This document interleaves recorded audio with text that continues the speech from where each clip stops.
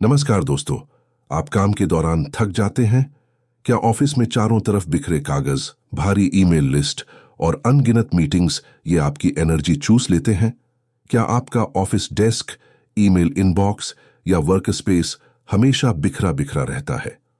क्या आप भी बार बार मीटिंग्स, फालतू टास्क और अनगिनत फाइल्स के बोझ से परेशान हैं? क्या आपकी ऑफिस या घर के काम में खोए रहते हैं? क्या काम का बोझ आपकी खुशी छीन रहा है? अगर हां, तो जॉय एट वर्क बाय मरी कोंडो की यह हिंदी समरी आपकी जिंदगी बदल सकती है। इस वीडियो में जानिए कैसे मरी कोंडो की कौनमारी मेथड सिर्फ आपके कमरे को नहीं बल्कि आपकी सोच, कार्यशैली और जिंदगी को भी व्यवस्थित कर सकती है। यह किताब सिखाती है कि कैसे आप अपने वर्क स्पेस को क्लटर फ्री बनाकर कम समय में ज्यादा प्रोडक्टिव बन सकते हैं और काम में सच्ची खुशी पा सकते हैं। यह वीडियो आपके अंदर के काम के बोझ को कम करने और आनंद से काम करने की कला को जागृत करेगा। देखिए और जानिए जॉय एट वर्क का असली मतलब। क्या आप ऑफिस जाते ही खुद को थका थका और उलझा हुआ महसूस करते हैं? क्या आपकी टेबल, ईमेल इनबॉक्स और डिजिटल फोल्डर्स इतनी बिखरी हुई हैं कि आपको खुद समझ नहीं आता कि क्या जरूरी है और क्या नहीं? मरी कोंडो की जॉय एट वर्क का पहला चैप्टर इसी उलझन को सुलझाने की शुरुआत है। चलिए जानते हैं। चैप्टर 1, काम की जगह को साफ करना, मन को हल्का बनाना। मरी कोंडो और स्कॉट सोनेनशाइन बताते हैं कि हम में से ज्यादातर लोग ऑफिस में रोजमर्रा की छोटी छोटी चीजों में फंसे रहते हैं। फाइल्स का ढेर, मेल्स के जवाब, मीटिंग्स की भरमार, इन सब के बीच हमारी मेंटल एनर्जी और क्रिएटिविटी धीरे धीरे थकने लगती है। मरी कोंडो का जापानी तरीका, कौनमारी मेथड। मरी कहती हैं, अगर आप अपने आसपास की जगह को साफ और सटीक बना दें तो मन भी शांत और फोकस्ड हो जाता है। इस मेथड की शुरुआत होती है हर चीज को छूकर खुद से एक सवाल पूछने से, क्या यह चीज मेरे काम में खुशी लाती है? अगर जवाब नहीं है तो उसे अलविदा कह दें। ऑर्गेनाइजेशन का असली मतलब, मरी के अनुसार, ऑर्गेनाइज करना सिर्फ चीजें सजाना नहीं बल्कि डिसीजन फैटीग को कम करना है। जब आपके पास कम चीजें होंगी तो आपको हर बार सोचने में कम ऊर्जा लगेगी और आप असली काम पर ध्यान दे पाएंगे। एक क्लाइंट का उदाहरण। मरी एक क्लाइंट के साथ काम कर रही थी जिसके पास 4 डायरीज थीं, सब अधूरी, उलझी हुई। क्लाइंट को लगता था कि वह बहुत ऑर्गेनाइज्ड है, लेकिन असल में वह और उलझा हुआ था। जब मरी ने पूछा, क्या इन डायरीज से आपको खुशी मिलती है? तो जवाब था, नहीं, ये मुझे और परेशान करती है। मरी ने उसे सिर्फ एक डायरी रखने को कहा, बाकी हटा दी।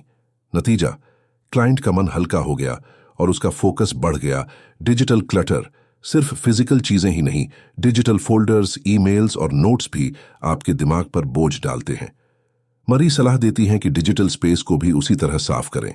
सिर्फ वही फाइल्स, मेल्स रखें जो जरूरी और खुशी देने वाली हों। इसका फायदे जानिए।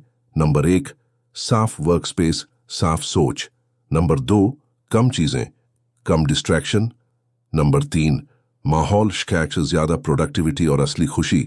अगर सिर्फ अपनी डेस्क और डिजिटल फोल्डर्स को साफ करने से इतना फर्क पड़ सकता है, तो क्या होगा अगर आप अपनी मीटिंग्स, टास्क्स और टाइम को भी कौनमरी मेथड से ऑर्गेनाइज करें? क्या आप जानना चाहेंगे कि मरी कोंडो काम के हर हिस्से में जॉय कैसे ढूंढती है? आगे के चैप्टर में जानिए कैसे आप अपने समय और एनर्जी को भी डीक्लटर कर सकते हैं। चैप्टर 2, डिजिटल क्लटर से छुटकारा, आपकी प्रोडक्टिविटी का असली राज। पहले चैप्टर में आपने जाना कि कैसे फिजिकल वर्कस्पेस को क्लीन और ऑर्गेनाइज करके दिमाग को हल्का और फोकस्ड बनाया जा सकता है। लेकिन आज के समय में हमारा असली वर्कस्पेस सिर्फ डेस्क या फाइल्स तक सीमित नहीं है। हमारा सबसे बड़ा वर्कस्पेस है हमारा डिजिटल स्पेस।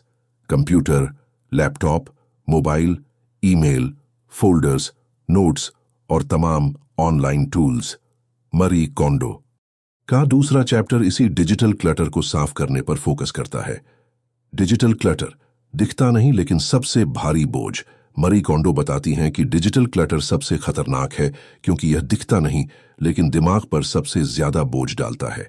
कारण नंबर 1, हजारों अनरीड ईमेल्स। कारण नंबर 2, डेस्कटॉप पर बेतरतीब फाइल्स। कारण नंबर 3, डुप्लीकेट डॉक्यूमेंट्स। कारण नंबर 4, पुरानी बेकार फोटो और फोल्डर। कारण नंबर 5, नोट्स और रिमाइंडर का ढेर। इन सब के कारण हमारा दिमाग हमेशा बैकग्राउंड में उलझा रहता है। इससे न सिर्फ फोकस कम होता है, बल्कि स्ट्रेस और एंजाइटी भी बढ़ती है। कॉनमारी मेथड फॉर डिजिटल डिक्लटर। मरी कोंडो का तरीका यहां भी वही है। हर डिजिटल चीज को एक एक करके देखें और खुद से पूछें, क्या यह फाइल, ईमेल या फोटो मुझे खुशी देती है या मेरे काम में सच में मदद करती है?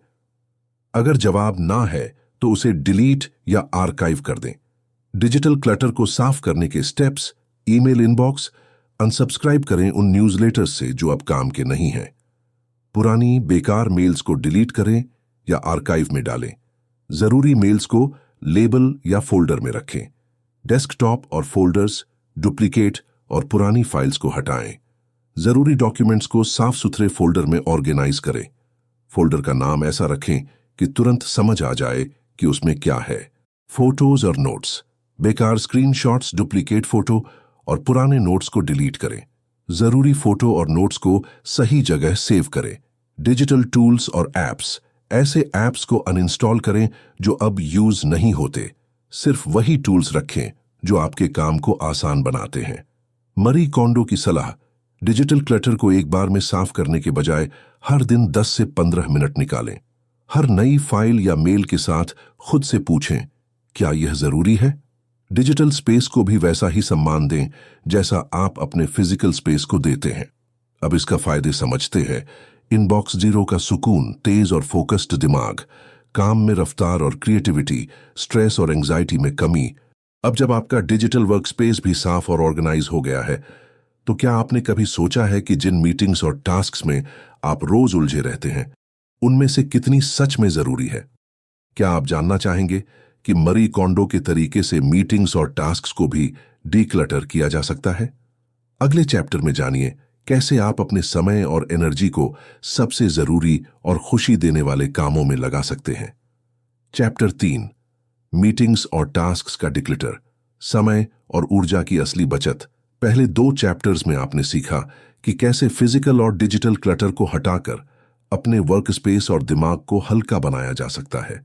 लेकिन असली चुनौती तब आती है जब बात आती है मीटिंग्स, टास्क्स और रोज के कामों की। मरी कोंडो और स्कॉट सोनेनशाइन का तीसरा चैप्टर इसी पर फोकस करता है। क्या आप सच में जरूरी मीटिंग्स और टास्क्स में ही अपना समय लगा रहे हैं? मीटिंग्स क्या वाकई जरूरत है? मरी कोंडो कहती हैं, ऑफिस लाइफ में सबसे ज्यादा समय और ऊर्जा मीटिंग्स में ही बर्बाद होती है। कई बार हम ऐसी मीटिंग्स में बैठते हैं जिनका हमारे काम से कोई सीधा लेना देना नहीं होता। कई बार मीटिंग्स बिना एजेंडा के होती हैं, सिर्फ टाइम पास के लिए।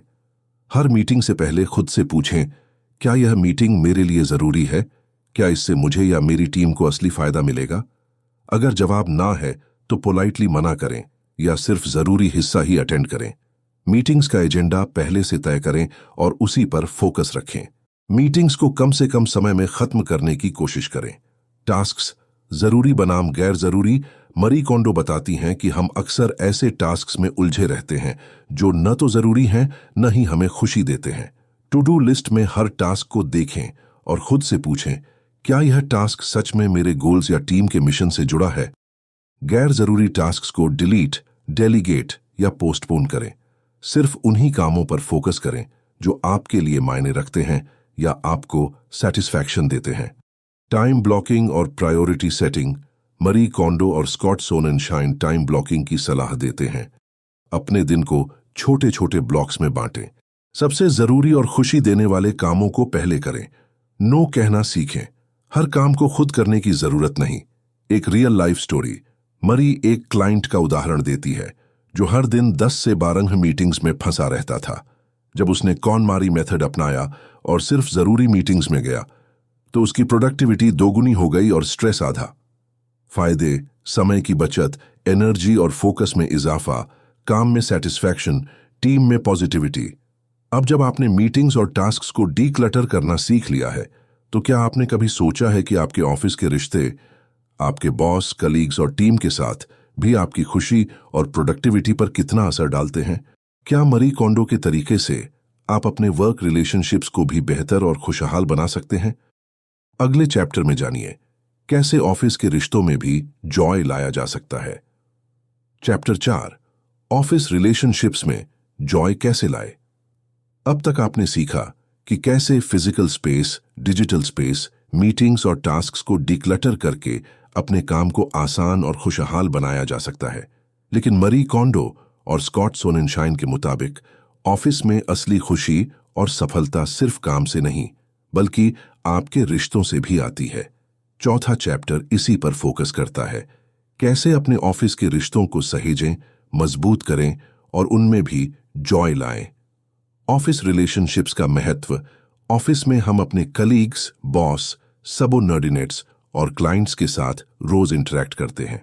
अगर रिश्ते अच्छे हों तो काम का माहौल पॉजिटिव और प्रेरणादायक बनता है। अगर रिश्तों में टेंशन या नेगेटिविटी हो तो सबसे अच्छा काम भी बोझ लगने लगता है। मरी कोंडो का मानना है कि जैसे हम चीजों और टास्क्स को चुनते हैं वैसे ही रिश्तों को भी समझदारी से संभालना चाहिए। जैसे कि नंबर 1, रिस्पेक्ट ग्रेटिट्यूड। हर कलीग और टीम मेंबर के लिए दिल से सम्मान और आभार महसूस करें। छोटी छोटी चीजों के लिए थैंक यू कहना, उनकी मदद को नोटिस करना, ये छोटी बातें रिश्तों में बड़ा फर्क लाती हैं। Number 2, honest communication. ऑफिस में ईमानदारी और खुलापन बहुत जरूरी है। अगर कोई बात परेशान कर रही है तो रिस्पेक्टफुली शेयर करें।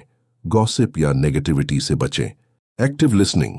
सामने वाले की बात को ध्यान से सुनना रिश्तों को मजबूत बनाता है। Number 3, healthy boundaries. मरी बताती हैं कि हर रिश्ते में हेल्थी बाउंड्रीज रखना जरूरी है। हर समय यस कहना या हर काम खुद करना जरूरी नहीं। अपनी लिमिट्स को समझें और सामने वाले को भी समझाएं। Number 4, collaboration over competition. Team में सहयोग और सपोर्ट का माहौल बनाएं। एक दूसरे की सफलता में खुशी महसूस करें। मरी कहती हैं, खुशहाल ऑफिस वही है जहां लोग मिलकर काम करें, न कि एक दूसरे से आगे निकलने की होड़ में रहें। Number 5, appreciation rituals. Team meetings में एक दूसरे की तारीफ करें। छोटे छोटे अचीवमेंट्स को सेलिब्रेट करें। मरी के अनुसार अप्रिसिएशन की आदत ऑफिस कल्चर को पॉजिटिव और मोटिवेटिंग बनाती है। एक रियल लाइफ स्टोरी मरी ने एक टीम का उदाहरण दिया जहां पहले हर कोई अपने अपने काम में उलझा था। जब टीम ने एक दूसरे को अप्रिशिएट करना शुरू किया, छोटे छोटे जेस्चर्स अपनाए, तो ऑफिस का माहौल ही बदल गया। काम में मजा आने लगा और टीम की परफॉर्मेंस भी बढ़ गई। फायदे। ऑफिस में पॉजिटिविटी और म्यूचुअल रिस्पेक्ट, कम स्ट्रेस, ज्यादा सेटिस्फैक्शन, बेहतर टीम वर्क और कम्युनिकेशन, ऑफिस को सेकंड होम जैसा महसूस करना। अब जब आपने ऑफिस के रिश्तों में जॉय लाने के तरीके जान लिए हैं, तो क्या आपने कभी सोचा है कि अगर पूरी कंपनी या टीम एक साथ मिलकर कॉनमारी मेथड अपनाए तो क्या कमाल हो सकता है? क्या आप जानना चाहेंगे कि मरी कोंडो के तरीके से एक पूरी टीम या ऑर्गेनाइजेशन में बदलाव कैसे लाया जा सकता है? अगले चैप्टर में जानिए कैसे एक साथ मिलकर जॉय एट वर्क को कल्चर में बदल सकते हैं। चैप्टर 5, समय का डिक्लटर। अपने वर्क लाइफ को नया आकार दें। इस चैप्टर में मरी कोंडो और स्कॉट सोनेनशाइन समय के डिक्लटर पर फोकस करते हैं। वे बताते हैं कि सिर्फ फिजिकल या डिजिटल क्लटर ही नहीं बल्कि हमारी एक्टिविटी और टाइम का क्लटर भी हमारी खुशी और प्रोडक्टिविटी को बुरी तरह प्रभावित करता है। क्रिस्टीना की कहानी, बर्नआउट से बैलेंस तक। क्रिस्टीना एक ऐसी महिला थी जो दूसरों की मदद करने का जुनून रखती थी, लेकिन उनकी जिंदगी इतनी व्यस्त हो गई थी कि खुद के लिए समय ही नहीं बचता था। वे हर मीटिंग, हर रिक्वेस्ट को हाँ कह देती थीं, जिससे उनका कैलेंडर पूरी तरह भर गया था और वे थकान व तनाव का शिकार हो गईं। एक दिन क्रिस्टीना ने अपने पूरे हफ्ते का शेड्यूल एक्सेल में डाला और पाया कि आधा समय ऐसे कामों में जा रहा है जो न तो जरूरी थे न ही खुशी देते थे। इस रियलाइजेशन के बाद उन्होंने अपने समय का डिक्लटर शुरू किया। बेकार मीटिंग्स, अनावश्यक टास्क्स और बिना मतलब की एक्टिविटीज को हटाया। उन्होंने ना कहना सीखा और सिर्फ वही काम चुने जो उनके लिए मायने रखते थे। टाइम क्लटर के ट्रैप्स। मरी कोंडो बताती हैं कि समय का क्लटर 3 मुख्य जाल बुनता है। ओवर अर्निंग, हर काम में खुद को झोंक देना, भले ही उसका कोई असली फायदा न हो। अर्जेंसी ट्रैप, हमेशा इमरजेंसी और तुरंत वाले टास्क्स में उलझे रहना, जिससे असली जरूरी काम पीछे छूट जाते हैं। मल्टीटास्किंग, एक साथ कई काम करने की कोशिश में कोई भी काम ढंग से नहीं हो पाता। कॉनमारी मेथड फॉर टाइम, अपने समय को भी वैसे ही ऑर्गेनाइज करें जैसे आप चीजों को करते हैं। हर टास्क, मीटिंग या कमिटमेंट पर खुद से पूछें, क्या यह मेरे लिए सच में जरूरी है? क्या यह मुझे खुशी देता है? जो जवाब ना हो उसे पोलाइटली मना करें या हटाएं। अपने दिन में जॉयफुल टाइम ब्लॉक्स बनाएं, ऐसा समय जिसमें आप सिर्फ वही करें जो आपको सबसे ज्यादा संतुष्टि देता है। टीम और ऑर्गेनाइजेशन में टाइम डिक्लेटर, मरी कोंडो के अनुसार, जब पूरी टीम या कंपनी इस तरीके को अपनाती है तो न सिर्फ हर व्यक्ति बल्कि पूरी टीम की प्रोडक्टिविटी और खुशी बढ़ जाती है। टीम के हर सदस्य को उनकी स्ट्रेंथ्स के हिसाब से काम दें। बेकार की मीटिंग्स और रिपोर्टिंग को कम करें। टीम में म्यूचुअल ट्रस्ट और ओपन कम्युनिकेशन को बढ़ावा दें। मरी कोंडो और स्कॉट सोनेनशाइन का सबसे बड़ा संदेश है, सफलता और खुशी पाने के लिए आपको हमेशा कुछ नया जोड़ने की जरूरत नहीं, बल्कि गैर जरूरी चीजों, टास्क्स और आदतों को हटाना ज्यादा जरूरी है। जीवन में आगे बढ़ने के लिए सुझाव: हर हफ्ते अपने समय, टास्क्स और मीटिंग्स का रिव्यू करें। क्या ये सच में जरूरी हैं? ना कहना सीखें, यह आपकी खुशी और संतुलन के लिए जरूरी है। अपने वर्कस्पेस, डिजिटल लाइफ, समय और रिश्तों को इंटेंशनल तरीके से ऑर्गेनाइज करें। छोटी छोटी जीतों और खुशियों को रोज सेलिब्रेट करें। खुद से और अपनी टीम से पूछें, क्या यह काम, यह रिश्ता, यह आदत मुझे खुशी देती है? अगर आप इस किताब के सिद्धांतों को अपनाते हैं तो न सिर्फ आपका काम बल्कि आपकी पूरी जिंदगी हल्की, संतुलित और खुशहाल हो सकती है। अब आप तय करें, क्या आप अपने जीवन में भी जॉय एट वर्क लाने के लिए तैयार हैं? दोस्तों, मैं आपको बता दूं, जॉय एट वर्क कोई सिर्फ सफाई की गाइड नहीं है। यह आपके माइंडसेट, एनर्जी और फोकस को रीसेट करने का तरीका है। अगर आप चाहते हैं कि काम सिर्फ बोझ न लगे बल्कि एक अनुभव हो, तो यह किताब आपकी जिंदगी बदल सकती है। तो आप जरूर एक बार और सुने और अच्छे से समझें। अगर आपको यह वीडियो पसंद आया तो लाइक करें, शेयर करें और ऐसी ही ज्ञानवर्धक किताबों की समरी के लिए हमारे मन चाहे ज्ञान चैनल को सब्सक्राइब करना न भूलें। मिलते हैं अगली वीडियो में। तब तक के लिए सीखते रहिए, बढ़ते रहिए। नमस्कार।